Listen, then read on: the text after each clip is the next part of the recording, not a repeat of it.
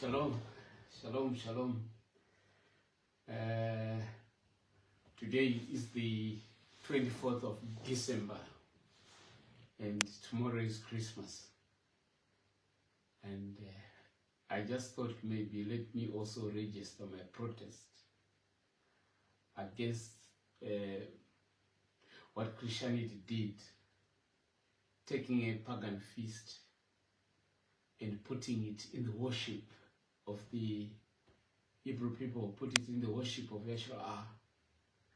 If this feast was going on just as a feast, as a pagan feast, without incorporating true worship, I would have not protested.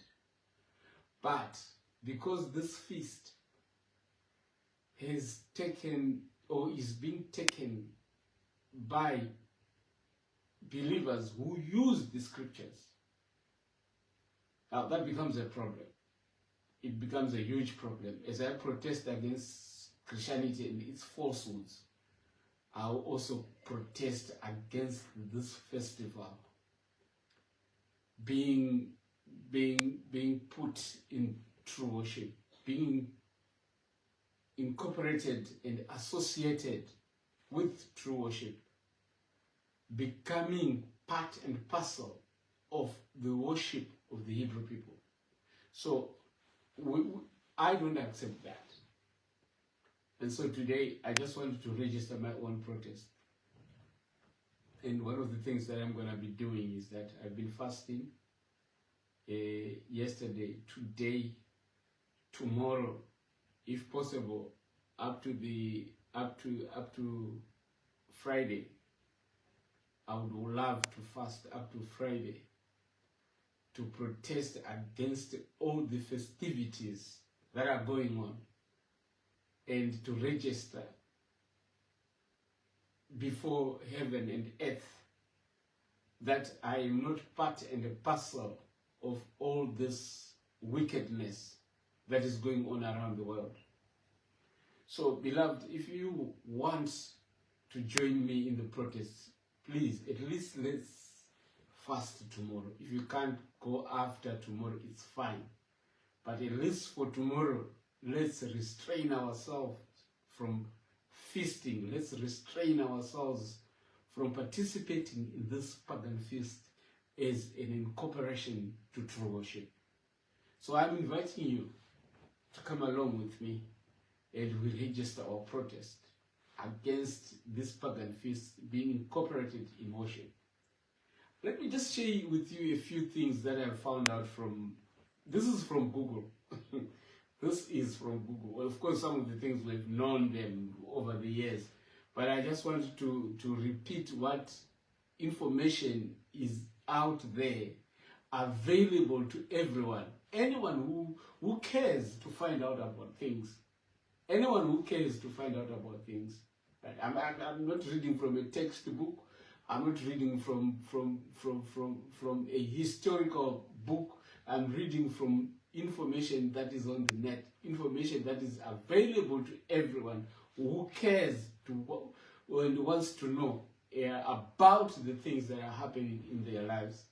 So it says here, the origins of Christmas can be traced back to the ancient Roman and Norse civilizations, right?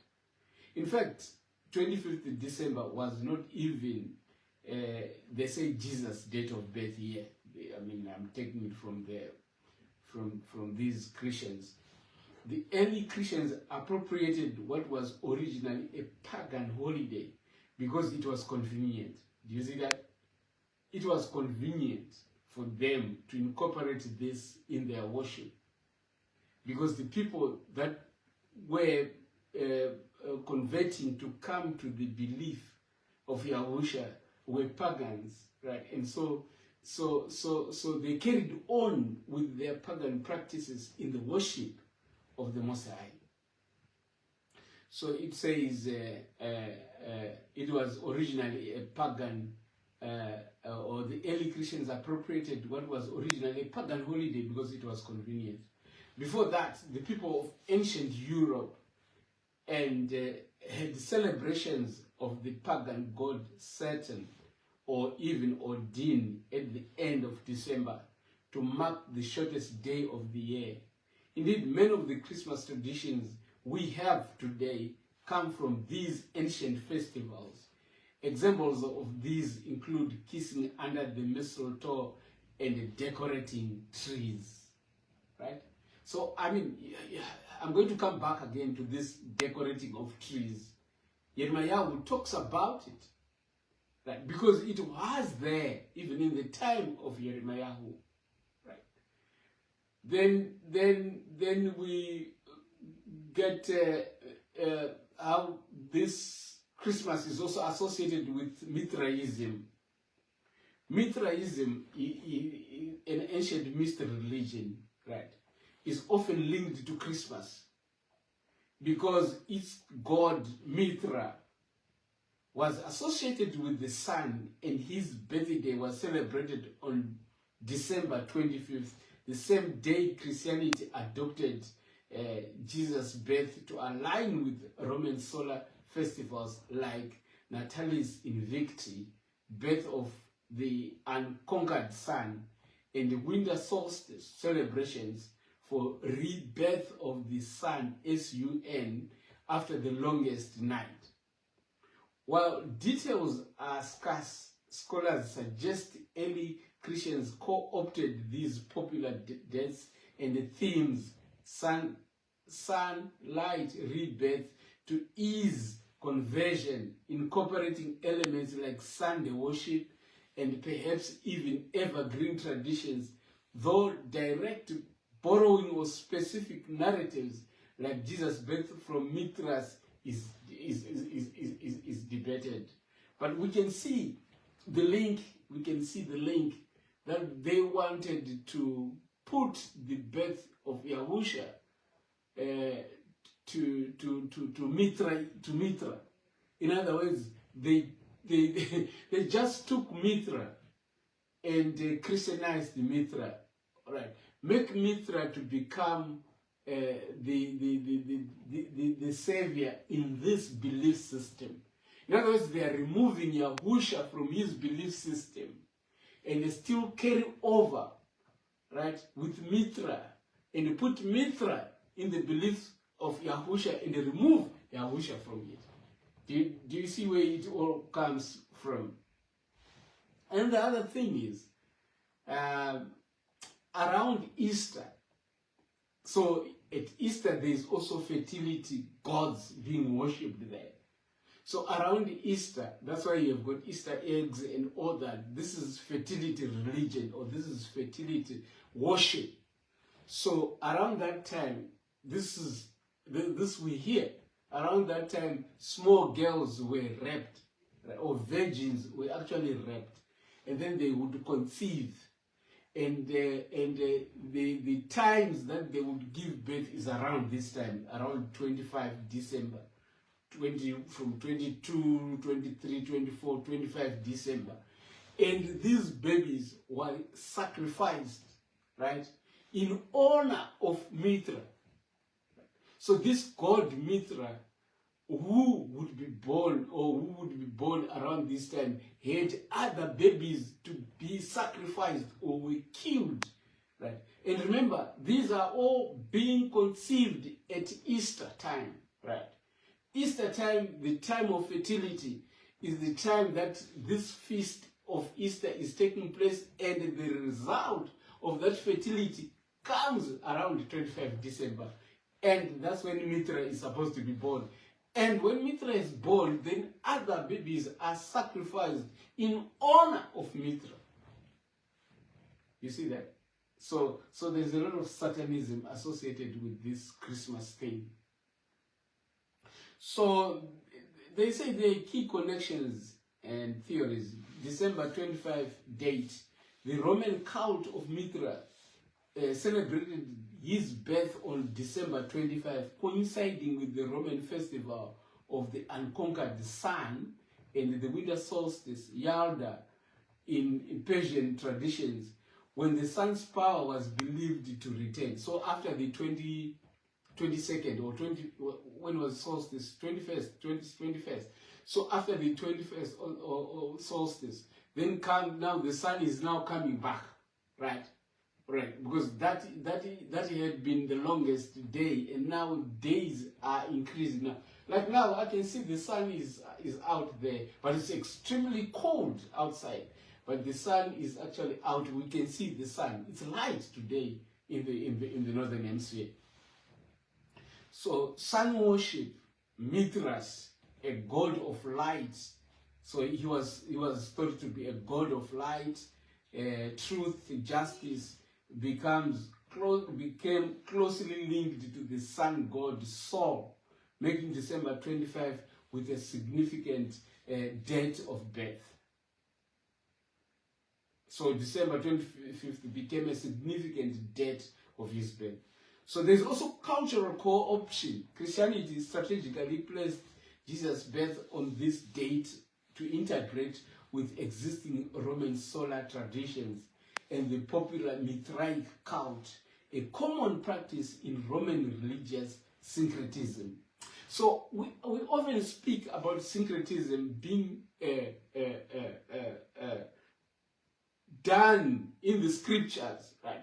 They take pagan things and put them in the scriptures, and this is exactly what has happened also with Christmas. That's exactly what has happened with the deities of worship.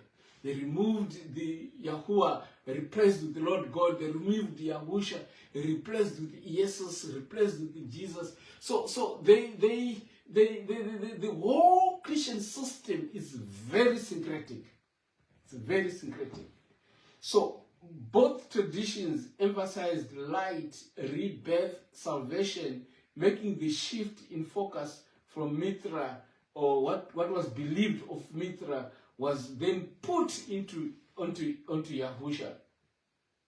So this became very palatable for the Roman pagans, right? By the way, when we talk of the pagans, we're talking of the Romans, we're talking of the Germanic tribes, right? These are the people that are called, the British, these are the people that are called the pagans.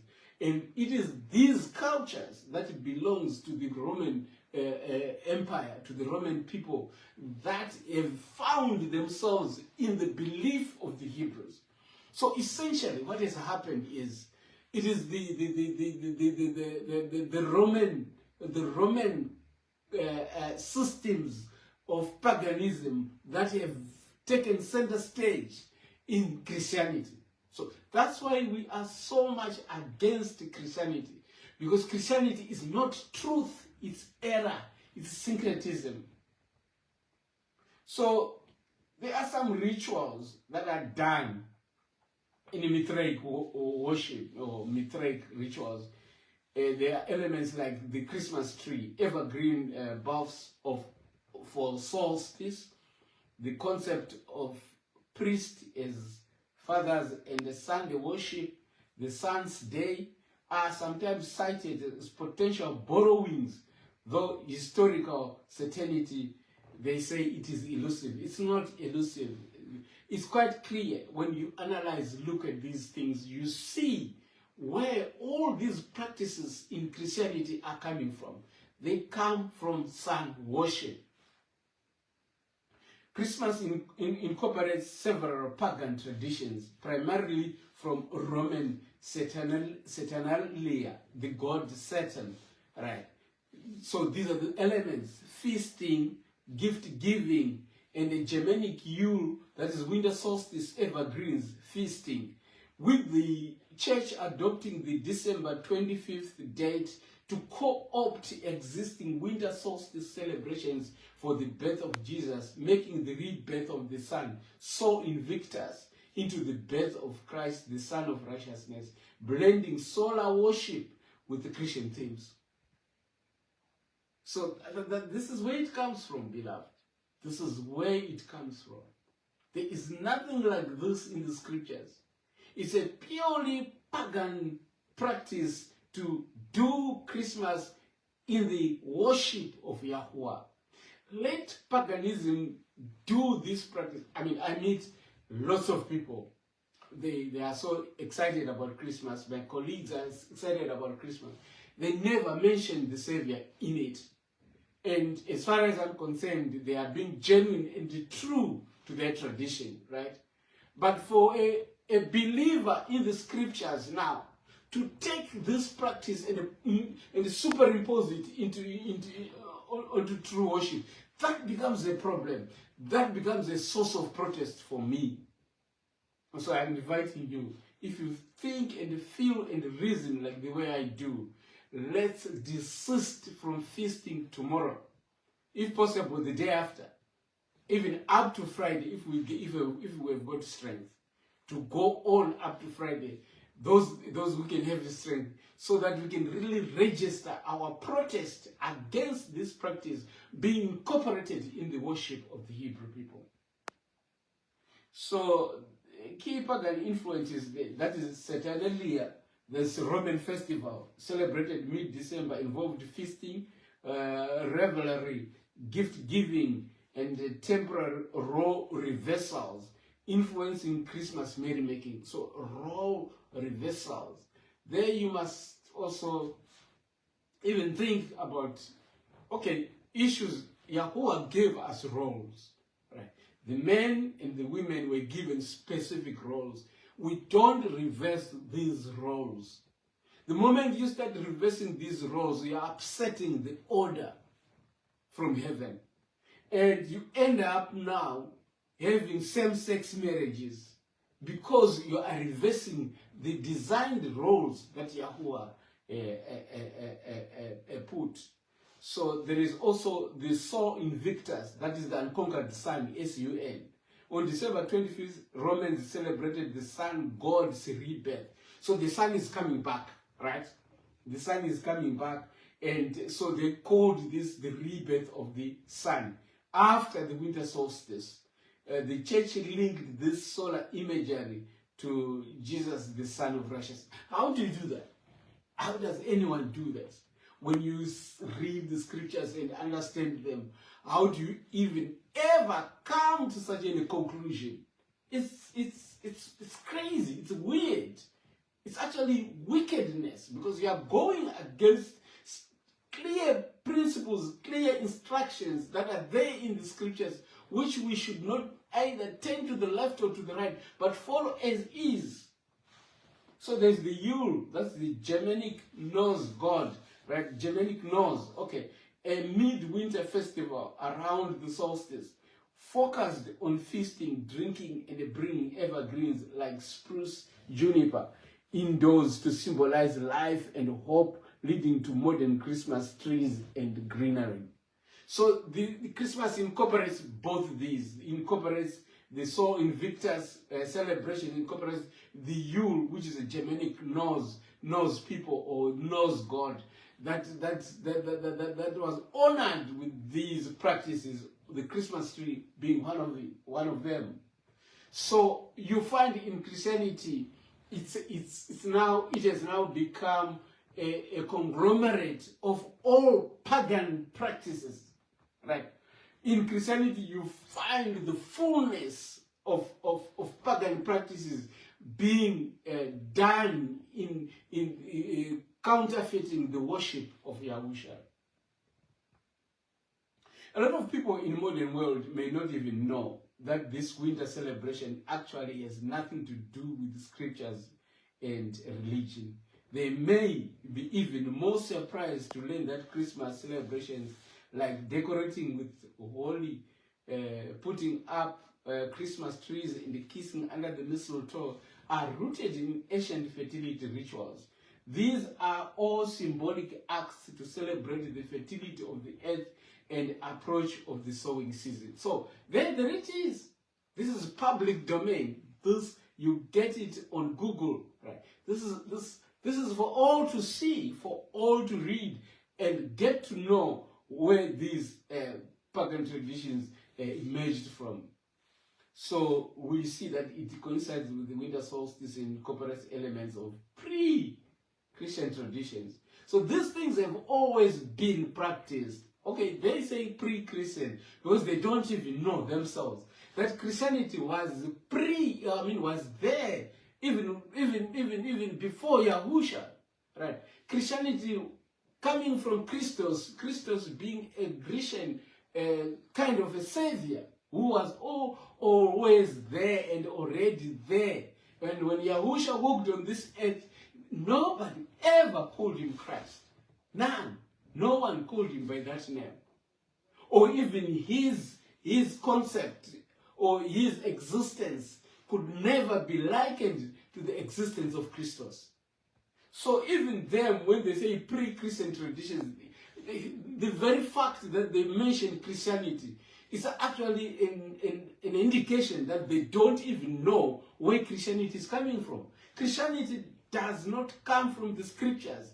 It's a pagan religion. It's a pagan system of worship which has got nothing to do with the scriptures. So some may wonder, why pagan? Why do we always mention pagan? Here's what they say. Before throwing the word pagan around, we should first discuss what it means.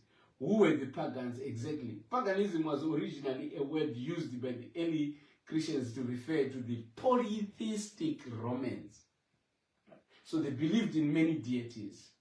What it essentially means is non-Christian, but it doesn't really mean that. It's non-believer. Because Christianity also itself, Christos and them of the Grecian belief systems were all pagan deities. They were all pagan systems of worship. So it says here, what it essentially means is non-Christian. It could apply just as well to the Norse people in Scandinavia or the ancient Celts in the British Isles.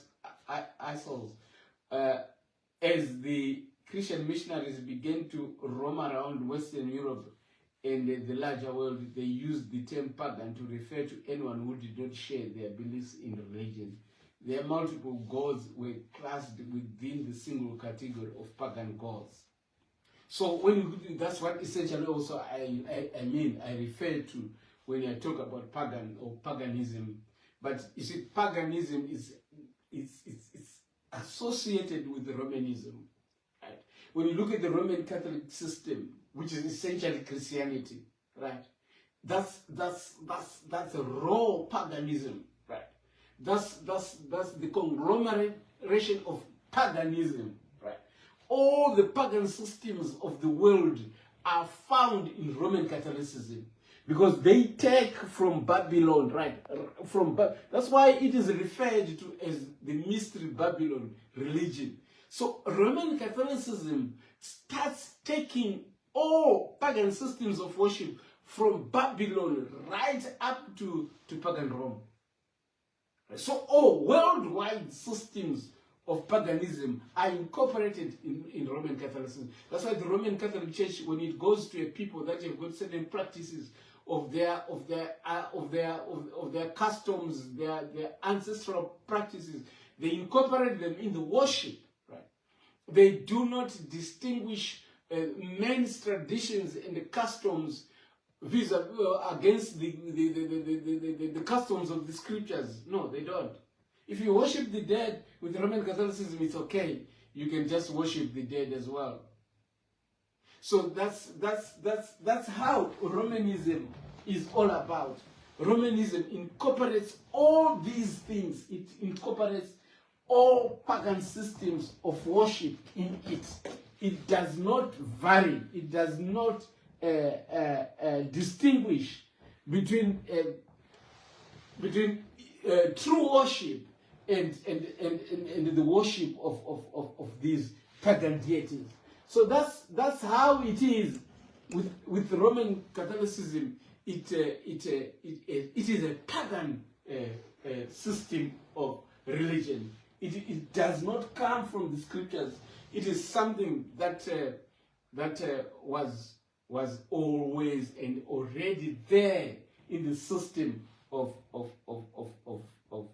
these Germanic tribes, these Roman tribes. So for the early Germanic tribes, decorating trees with fruits and candles in honor of Odin was a common practice. Trees were important in Norse mythology because of, let's say, Yggdrasil. The Vikings and Saxons worshipped the trees. Early Germanic folk tales about Saint Boniface and the Dona's oak talk of how an evergreen tree grew in the place of felled oak. The triangular shape was supposed to be reminiscent of the Trinity and an indication to look toward heaven. Thus, we can conclude that the Christmas tradition of setting up a tree is rooted in ancient pagan beliefs. Do you hear that? So even Trinity is associated with paganism here. There is no way we can get around this. There's no way we can say that Trinity is kosher. Trinity is not right. It is also part and parcel of paganism. So there is gift giving and caroling, that is singing of carols, right? Gift giving is a common practice during most festivals. These are occasions where we can show our affection for our loved ones in the form of material presents. Leaving Christmas gifts under the Christmas tree might be a very modern practice, but the very act of giving gifts to your family is as old as humans themselves are. So the Romans gave each other small gifts during Saturnalia. Right? That was a practice in that festival. They would give each other gifts, and that was part and parcel of the worship system that was practiced then by these people. So it says the Christmas carols in themselves. Okay, there's another thing. It was a way of wishing each other good luck. Those gifts. Now, luck does not exist among Yahweh's people. We don't believe in luck. So this is strictly sun worship. This is strictly straight from paganism. I was looking for a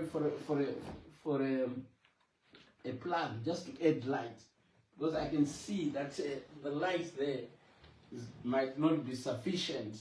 Let me just put this plug and then add a bit of light so that we can be able to sort it out, right? So gift giving, like I'm saying, it was part of the worship of the god Saturn, right? So it goes on to say even Christmas carols have ancient roots. The Christmas carols in themselves and their lyrics might be more modern, but the tradition is probably Anglo-Saxon. The Anglo-Saxon tradition of going door to door and singing to your neighbors was called wassailing. It came from the phrase was hail, meaning good health. Every year, these singers would roam around the village in small groups, serenading their neighbors and wishing away evil spirits and bad health. This is not kosher. So how did this date come to be? Like I said, there is also the birth of babies around the Easter, honoring goddess Easter, the fertility goddess, and there was a lot of sex associated with these. In fact, there's a lot of sex associated with these festivals, with these religious pagan festivals. So at each festival, at each feast that they're going to do, there is sex. Sex is a common element in debauchery also. It's part and parcel of these feasts. So the product of the sexuality of the sex that was done around the goddess Easter now would be born around this time. So yes, so that's the day also becomes associated with many things, associated with the rebirth of the sun, associated with the birth of Mithra, associated with the birth of Mithra, who is conceived around Easter. it says the evergreens, right? The evergreens or trees or wreaths were adopted from Yule and the Saturnalia as symbols of life and the triumph over darkness, later applied to Christ. So they were already there, right? So this counterfeit worship mimics true worship in some ways, right? And so that's the only mode with which Satan can deceive. He must have something that is as close as possible to the truth. 99% close to the truth is a very powerful deception, right? So when we have something that is 99.9% deceptive, that is very powerful in deceiving. That's exactly what the devil is attempting to do, right? So he borrows all these elements in his worship that are very similar to what we find in the scriptures, but then he puts himself in that worship, and that worship becomes poison. So that's what the information out there says about Christmas. Obviously, you wouldn't find this information in the scriptures saying exactly Christmas. No, but Yahuwah only gives us instructions not to partake of what the pagans do. For instance, when you go to YHUH 18, Leviticus 18, I'll read a few verses before I close.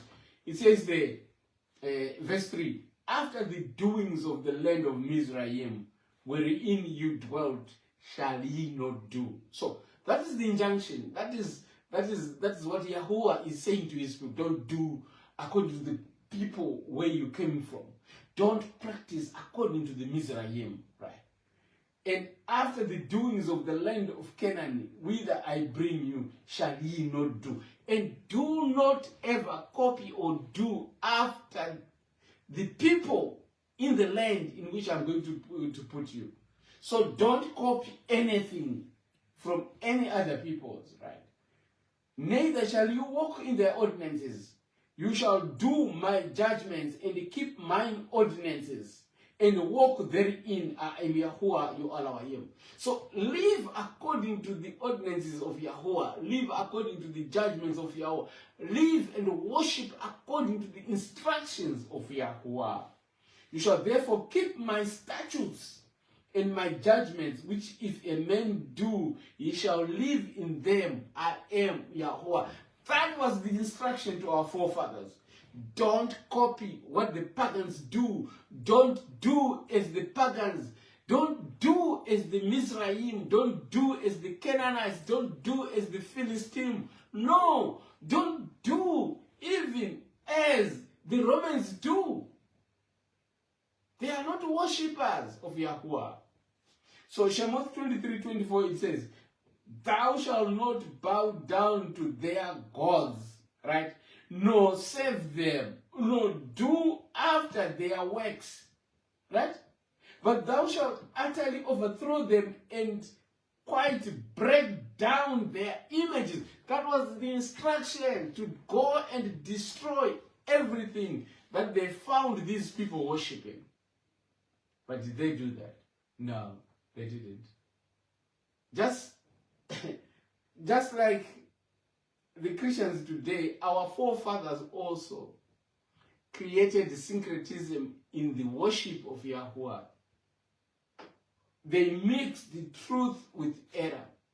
And one of the things that they did during the time of Yeroboam was to change the festival, the 7-month festival of the Feast of Tabernacles, and shift it to the 8th month to mimic the pagan festivals, and incorporated the pagan practices in the Feast of Tabernacles. And Yahweh says, that's enough. That is enough. I will not tolerate this. I'm going to kick you out of the land. And the 10 tribes were evicted from the land.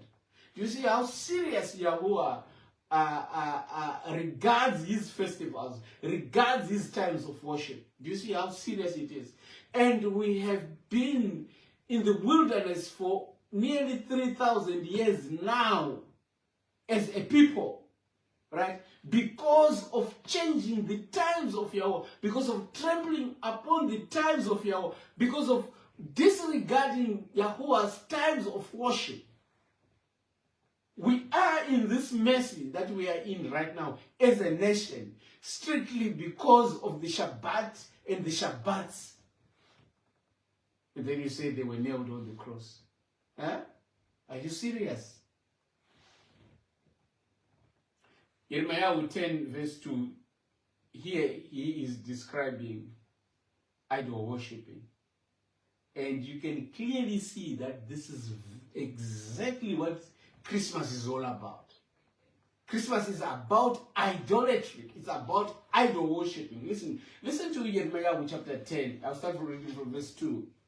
Thus saith Yahuwah, learn not the way of the heathen, and be not dismayed at the signs of heaven, for the heathens are dismayed at them. Jericho, for instance, they worshipped the moon.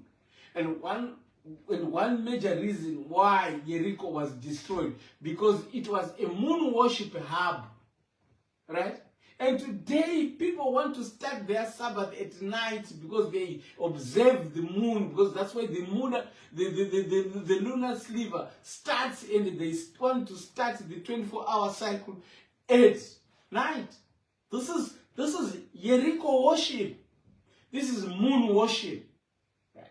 So Yahweh says, don't do like the heathens do, right? For they are dismayed. They are dismayed at the signs of the heavens. For the customs of the people are vain. Listen to this. The customs of the people are vain. Right? Here's the custom.